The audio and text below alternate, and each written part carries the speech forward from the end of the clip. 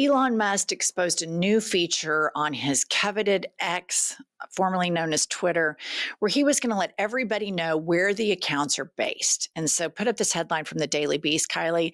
A new feature on Elon Musk's X has given surprising new insight into the online, quote, America First movement. Top MAGA influencers accidentally unmasked as foreign actors. So it's almost like Josh, who, by the way, is subbing for Pumps, is on vacation. It's almost like we have been saying this for over a decade, the Democrats, that we have a problem with foreign bot farms. And Vladimir Putin is trying to use psychological warfare to get the American public against each other so that he never has to take us to war. And it's almost like it's been successful. But of course, Elon Musk is too incompetent to have protected his sources on all of this. It's up for just, I think, a day, Kylie. Is that right? And then he disables it. He disables it and he changes some of the features on it. Yes, to protect this. So all of these massive MAGA accounts, you guys, I'm talking hundreds of thousands or millions of followers, are in Pakistan or Bangladesh or Russia. And all of this, if you remember, Trump alluded to this as the Russian hoax, the fact that all of this propaganda is coming in. There is no truth to it. It's almost like you think maybe, did Musk do this on purpose for a day just to take a jab at Trump? Or is he just that incompetent? Ooh, that's a good theory. Because he's like, we're going to throw it out there, then I'm going to take it back. But now I've sort of exposed the fact that all these accounts, everything that they said back then was true.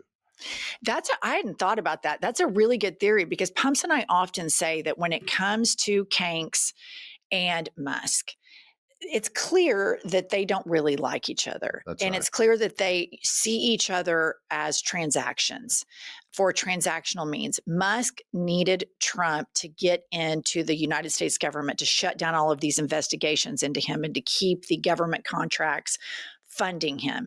Right. Kanks needed Musk because he was a convicted felon who was about to go to prison if a Democratic president won. And he needed somebody who had a big stick in social media to keep propagandizing the public. And Kanks needed the money. He was broke. Now he's a multi-billionaire because he's, fleecing the government. But that's a really, really good thing, because it was Musk who said when they first broke up, he tweeted, the reason he'll never release the Epstein files is because he's in them. Right. So they're taking digs at each other back and forth. Doge is no longer in existence. That's like a faint memory to everyone.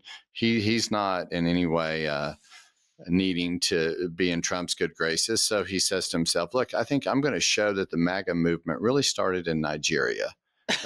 I think I'm going to throw that little nugget out there against Trump and then let that sit for about a day or two. Then I'm going to back out and say, oops, sorry, we shouldn't have done that. Okay, let's deep dive more into these troll farms on Twitter. Jane Kiev tweets, Kylie, pop this up.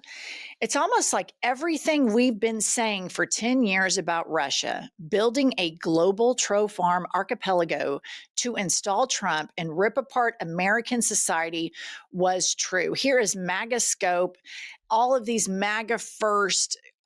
We could show you account after account after account based in Nigeria. And all of their tweets are like, deport Zoran Mamdani. I'm an America First American. And it's some troll farm overseas that's being paid probably by Putin. And it has that sort of influence. So you see probably these congressmen or senators or people in policymaking positions who will or will not tweet certain things based on the backlash of what they tweet. And the backlash is coming from Nigeria. Right. It's influencing, what is said or not said. And it works. I think the only thing that we did get wrong is that we didn't realize that the Russian propaganda campaign started in Nigeria. Right. But yeah. And what people don't realize is a lot of tweets that get negative reactions, that tends to have some sort of, policy effect. And the negative reaction stems from people that are non-existent. So you have these non-existent farms that are controlling the debate on social media to a certain extent. And we've often talked about that MAGA is faking their support. You may remember during the Trump's inauguration, it was supposed to be this big outdoor thing, and he is so consumed with crowd size, really petty things that he's consumed with because he leads with a real fragile, narcissistic ego first. He moved it all indoors, and recently he's been at sporting events and been just mercilessly booed. This guy has a 30-something% approval rating. He is underwater on immigration. And think about it like this: they are getting all of these racist white Americans, which is the core base of Trump's big tent party. It's a big tent that, like, oh, you're most racist against Black, you're welcome. You're trans, you hate them the most, you're welcome. It's like, diversity and racism in their tent. Right. He's getting all of these people to hate other people, to scapegoat them. So Elon Musk can get government subsidies and milk and be a parasite off the American public. And brown-skinned people are the ones over there tweeting this shit out. It's fucking crazy. Right. It's right. wild. That's right. And sort of validating MAGA's policies. And it's just, but it's something that we've said dating back to the 2016 election. Like, everybody knows that these bots are in existence, and then that's what it is. And I think it was Musk's little way of saying, hey, I'm going to throw you guys a nugget. I'm going to show them exactly what this is. Isn't there like an Ivanka Trump, fan page that's based somewhere in overseas? And it's like all this stuff, and it's fake. It's false. All of the America First movement are nefarious foreign actors. And I think that the larger thing we need to look at is there is a percentage of the electorate that has been looked over, where they live. You came from rural America, where the only thing that you have in your life, you have this church, and that's where you get all of your culture and being an American. And those are the two cultural components that you have. Big identifying things. People don't focus on learning a lot of different things. You have basically the same conversation with the same type of person your entire life, a white Christian Republican. And so there's a large portion of the electorate that has been fleeced, lied to, looked over, and they scapegoat people that are Black, are brown, are gay, to keep their eye off the ball and then play into their one identity they have. I'm a Christian and I'm an American.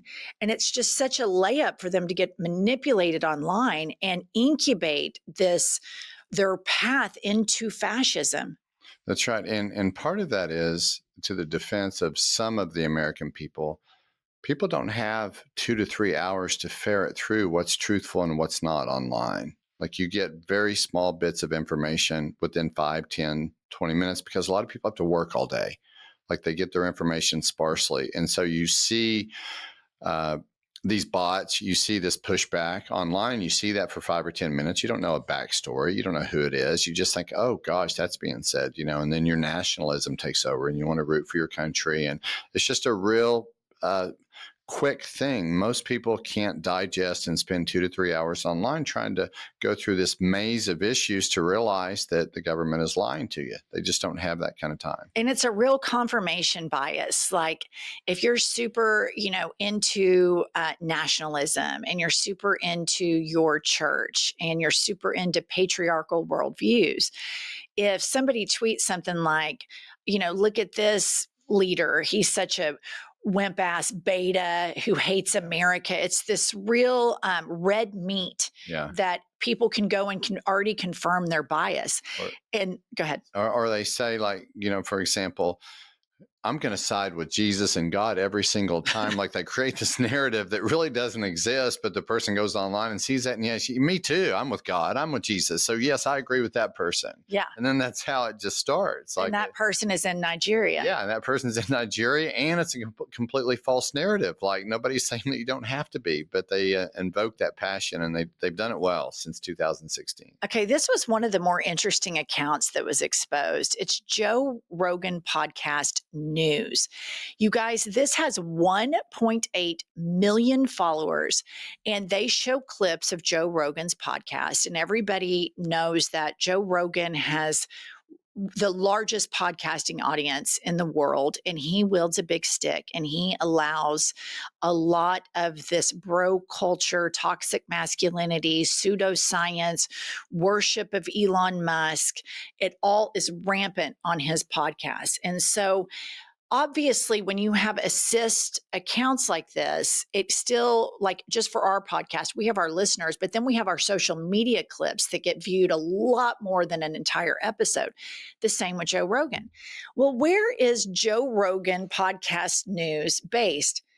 East Asia in the Pacific. So we're talking about India, Pakistan, somewhere like that. The whole Joe Rogan, Mr. America, I'm going to endorse President Trump, his whole fan club is overseas. And so it's just insane that all of these pro-America people, America first, let's deport all of the immigrants, are getting hustled by foreign actors. And I noticed that his page had been verified only since 2024. So what does that tell you? Say, I think it started in 2013 or 14. So for 10 years, it's just been this rogue bot account. And the fact that, the hustle is coming from the very same origin of people that you're discriminating against, brown skin people from that part of the world is amazing. It's amazing that the people that run these accounts, that feed MAGA this overt nationalism, Christian nationalism, all of this souped up, juiced up pride that they need to feel to get through the day, because the billionaires in the Republican Party has been lying to them for fucking years since Reagan. Wealth never trickled down. That if they saw the face of the person behind that account, they would no more let them in America. It would be America last for you, motherfucker. I don't care how much work you did in your bot farm. You're never going to see this soil. The hypocrisy is breathtaking. Okay, moving along. This was some really good analysis by Jim Stewartson. And he says, this right here is why Democrats lost in 2024. We refused to understand the war we are fighting. Elon Musk bought Twitter to convert it to a foreign psyop cannon. The Biden administration ignored it and let people get brainwashed into an alternate reality. It must stop. And Micah tweets, Democrats have rung the alarm bell about foreign psyop for almost a decade now. We were laughed at, smeared, and called hysterical. And here's a bunch of accounts. You've got Eric Trump fan account, Barron, Kai Trump, Caroline Levitt. Guess what? All Bangladesh, Macedonia, South Asia, not America. All of these pro-American MAGA accounts are not based in America. And I think the one thing that Mr. Stewardson said that I think I've said multiple times on this podcast with you, and I quote, we refuse to understand the war we were fighting. You could take that application not just with social media and bots, but in a general sense for Democrats. And that's been my biggest, strongest criticism, is that we're not identifying what they're doing and we're not adapting to it. And or we play integrity politics right. as an opposition to that. And I think that when you look at the failures of the Biden administration, they are abundant. The blank check to Benjamin Netanyahu, the most important presidential appointment of our lifetime was whoever was going to be the attorney general after January 6th. And Biden chose to play integrity politics because he felt bad for Merrick Garland, because Mitch McConnell dicked him out of his rightfully appointed Supreme Court role. And Obama picked a moderate because everybody always placates to these Republicans. Obama didn't pick some wild progressive. He picked milquetoast Merrick Garland to be the Supreme Court justice because we always cave to Republicans. And then Biden felt so bad about what happened to Merrick Garland. And instead, he should have said the most important appointment of my lifetime is going to be which attorney general I appoint and how big of a pit bull fighter are they, to make sure that everybody is held to account for January 6th. And in the last week or two, it's been revealed that Trump spent $3 million of his own money, and this is back when he was broke, before he started grifting off crypto, to fund January 6th. And Biden totally dropped the bag on that. Listener, I just cannot stand that super heavy, caked on makeup look. And being on camera all the time, I do have to wear makeup. And that's why I'm so excited to share with all of you about Jones Road Beauty. And starting November 6th, Jones Road is launching their most giftable and exclusive holiday collection yet. So all of you guy listeners, this is a great gift for the ladies in your life. All 5 limited edition kits in the collection are trios that include new holiday shades, products, and packaging. The collection is full of effortless yet party-ready essentials that you can wear for any occasion. They also make the perfect gift for beauty lovers, for someone just starting out with makeup, or even as a little treat for yourself. Listener, this holiday season, simplify your routine with makeup that's clean, strategic, and multifunctional. From November 18th to December 1st, Jones Road is doing their first ever Black Friday sale. Go to jonesroadbeauty.com and get up to 20% off site-wide. That's jonesroadbeauty.com for up to 20% off of your entire order. After your purchase, they'll ask where you heard about them. Please support our show and tell them that we sent you. But let me give you my view on the difference of dynamics. Like, so Biden was on the fence even about giving a pardon to his son. Trump is so aggressive. He's asking that he be paid damages for having to go through Department of Justice investigation. I mean, just think how brazen that is. Like what he's asking for, where he's going versus where Biden was willing to go. Like Trump is saying, everything that you investigated me for is bullshit. And by the way, I want to be paid for having to go through it. Keeping in mind, he was part of the insurrection to overthrow the government. He wants to be paid for being investigated for trying to overthrow the government. And not only that, Josh, these Republican senators now, in the governmental reopening bill, the clean CR that the Democrats capitulated on, there is a amendment in there that Lindsey Graham and Ted Cruz can now sue the federal government because their phone records were taken by DOJ, and the American taxpayers are going to pay for this. And it just always goes back to we're playing 2 different games. That's right. The punditry after Joe Biden pardoned Hunter, listener, Josh and I were sitting at home, and Josh was like, I cannot believe these pussy Democrats are mad about this because Trump's going to come in and he's going to completely dismantle the entire federal government. And they're on their high horse talking about Biden pardoning his son. Of course, he's going to pardon his son. And then you look at what Trump does right when he takes office. He pardons everybody that had anything to do with 1-6 and basically says, fuck you, I don't care. And the whole time I'm saying, President Biden, why didn't you say, fuck you, I don't care, like that?